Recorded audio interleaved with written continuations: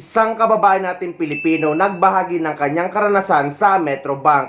Hindi dahil na-scam siya, kundi para magpaabot ng kanyang appreciation.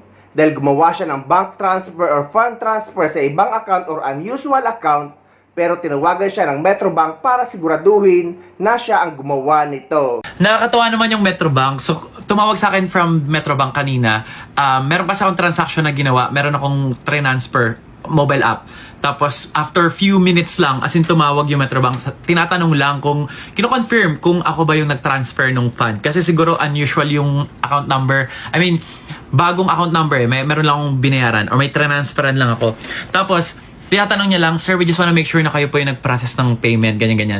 Tapos sabi ko, yes, ako po yung nag-transfer, ganyan. Tapos sabi niya, yeah, we just wanna make sure na kayo po yung nag-transact or nag-transfer.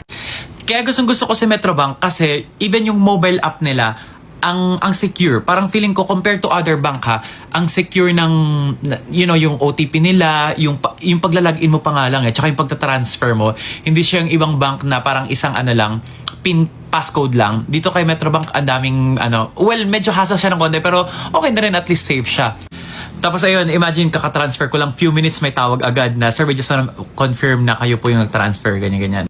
Kasi dun sa isang bangko, kahit sobrang laki na yung tinatransfer ko, kahit medyo malaki-laki yung transaction, wala naman akong nare-receive na call or siguro iba-iba sila ng standard, no? Kaya gustong-gusto ko talaga si Metrobank kasi parang feeling ko safe na safe siya. Parang hindi ko sure baka ito based on my experience lang to ha.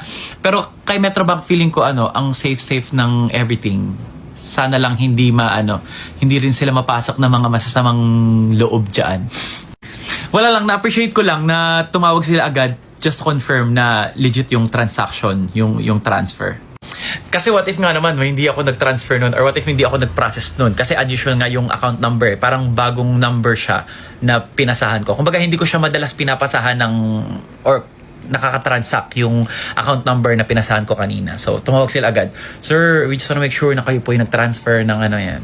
Galing. Kudos, Metrobank. Ganon ba talaga sila? Or baka random lang yun? Random checking lang na Or baka ganon talaga sila kapag ka mga unusual account number sa account mo, tatawag sila agad na to confirm na kayo yung nag-transfer or legit yung transaction.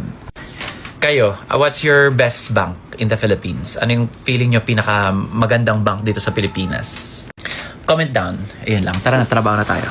Ako naman, isa sa magagandang bangko na nasubukan ko na ay BPI at PNB. Dahil matagal ko na itong ginagamit. Pero guys, kahit ano pa man ang bangko nyo, ay maging responsable pa rin tayo. Huwag tayo basta makiklik ng link or sasagot ng tawag or magbibigay ng kahit anong bank details sa mga tumatawag sa atin. Dahil pwedeng malimas ang pera natin. Dahil sa akin dito, kahit nandito ako sa Dubai, ay napakarami na sumubok na tumawag na nagpapakilalang taga head office at kailangan ko daw mag-update ng aking account.